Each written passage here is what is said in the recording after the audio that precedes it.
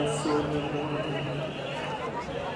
প্রান্ত হতে